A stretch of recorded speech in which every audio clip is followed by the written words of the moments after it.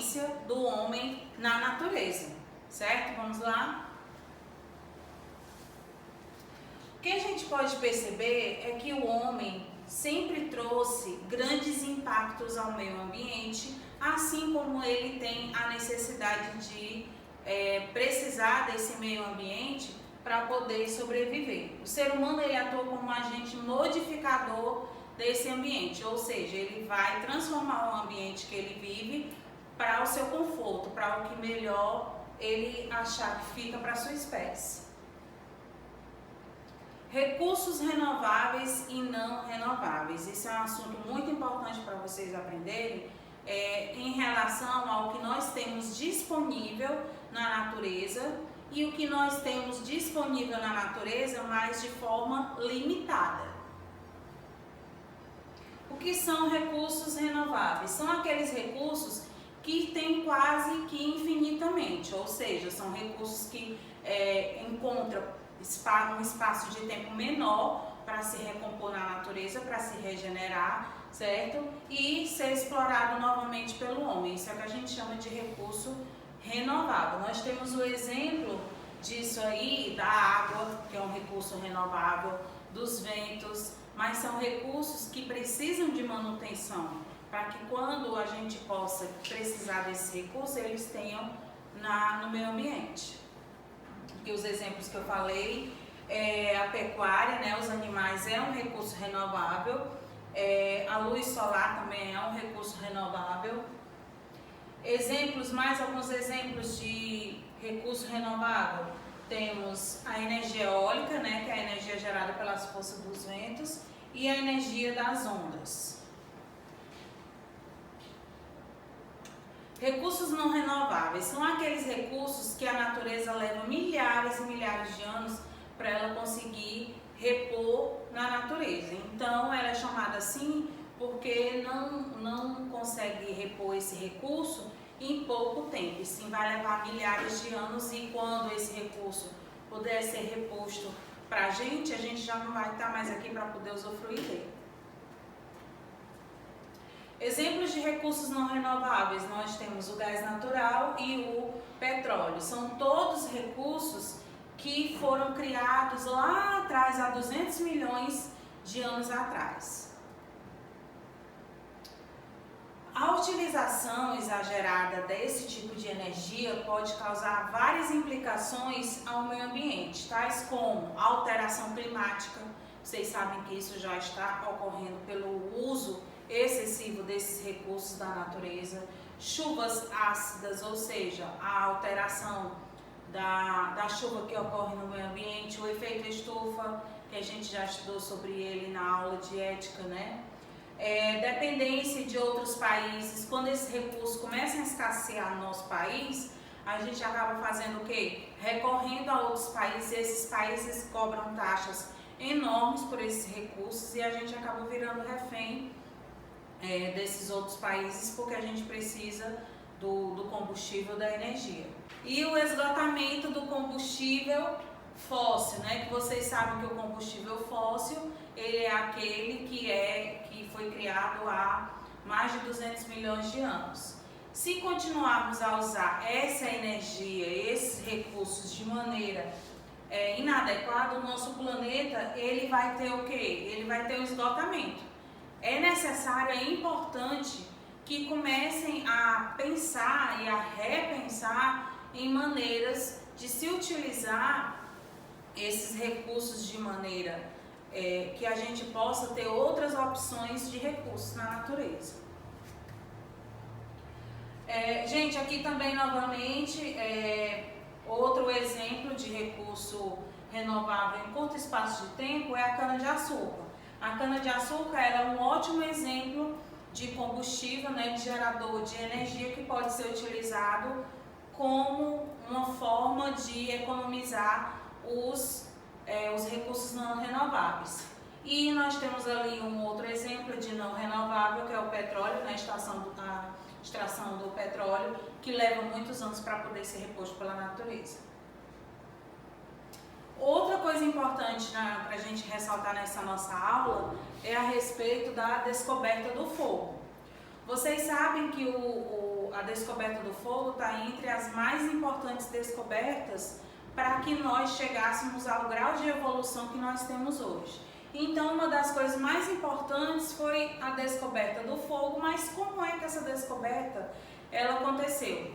Acredita-se que o fogo tenha sido descoberto através da observação do homem primitivo dos fenômenos da natureza. Ele pode ter observado um raio numa árvore e a partir desse raio pegou fogo nesse local, então eles foram lá observar, né? Imagine a surpresa desse povo vendo esse tipo de fenômeno, quantos não saíram queimados, quantos não saíram correndo. Então, gente, foi importante essa descoberta do fogo também, porque a partir daí eles perceberam o poder que o fogo tinha e também passaram a produzir o próprio fogo. Mas de que maneira foi isso? Pode passar. Uma das teorias dizem que foi a partir do atrito entre pedras, entre objetos que causavam faísca. E a partir daí é que houve o domínio, né, sobre o fogo.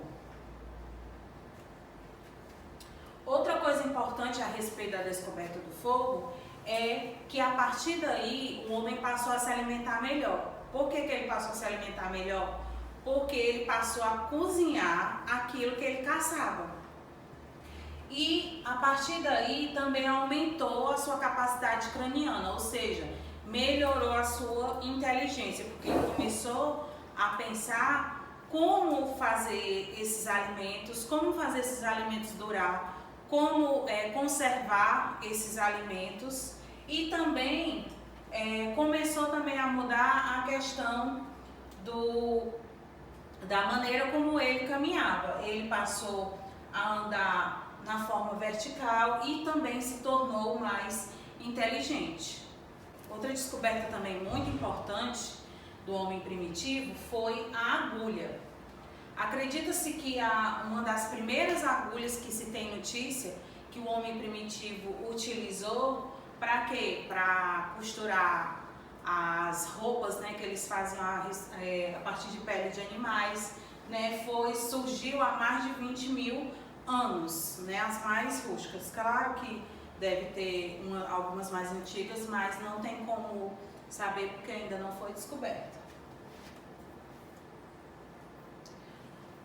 Continuando sobre os combustíveis, a definição de combustível é o quê? É qualquer substância que combinada com o oxigênio, ela queima, ela produz calor, é o que a gente chama de combustão. Combustão é o simples ato de queimar. Os combustíveis devem ser classificados de acordo com o seu estado físico, como ele é encontrado na natureza ou então como ele é transformado após ser extraído. Você vai encontrar combustível na forma sólida, na forma líquida e na forma gasosa.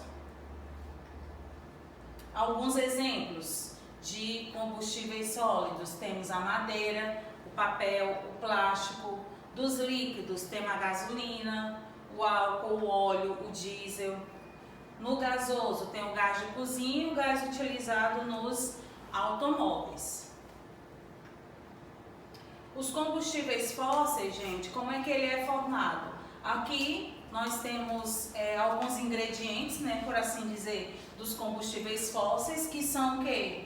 A lama, são os animais que morreram há 300, 200 milhões de anos atrás, e esses animais, essas plantas vão entrar em decomposição. A partir desse processo de decomposição, o que é que vai haver?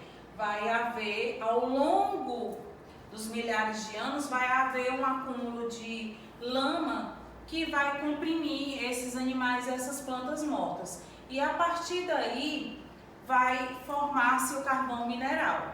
Para que o carvão mineral seja retirado dos poços, né, dos túneis onde eles estão, onde eles se encontram, que é numa profundidade muito grande, é necessário que haja uma escavação nesse local para poder haver a saída desse petróleo. O petróleo, ele na verdade é a decomposição de animais e vegetais que ocorreu há milhares de anos atrás. Por isso que ele é considerado um recurso não renovável, porque demora muitos anos para a natureza repor. Aqui, gente, depois que o petróleo é passado pela extração, que ele é refinado, ele se transforma em várias coisas que nós utilizamos. Transforma em cola, tinta, explosivos, fertilizante, inseticida, medicamentos, detergente, corante, perfume, essência de perfume, borracha, tecido e plástico. Para vocês verem como a gente depende do petróleo no nosso dia a dia. Agora, as consequências dessa exploração. Claro que essa retirada desse recurso na natureza vai ter um impacto também na natureza, que seria o quê? A poluição dos rios, a poluição atmosférica, a alteração da paisagem e também a poluição do solo. Por isso que é necessário haver outras formas de se gerar combustível, não só a do combustível fóssil. Desenvolvimento sustentável. Essas são as palavras que a gente mais ouve nos últimos tempos e as palavras que a gente mais tem que pôr em prática. Por quê? Por quê? Por quê? O que é que significa desenvolvimento sustentável? Desenvolvimento sustentável é a gente retirar da natureza só o que ela pode dar, só o que ela pode nos suprir, sem ser de maneira exagerada. Quais são os benefícios da gente, o que é que a gente vai se beneficiar usando o desenvolvimento sustentável para poder viver? Uma das coisas importantes com relação ao desenvolvimento sustentável é que vai dar oportunidade da natureza repor esses recursos que ela tem em médio, né, e curto prazo. E também vai melhorar as condições humanas, né, as condições de vida, tanto daquelas pessoas que têm menos recursos, como daquelas pessoas que já têm uma vida melhor, né?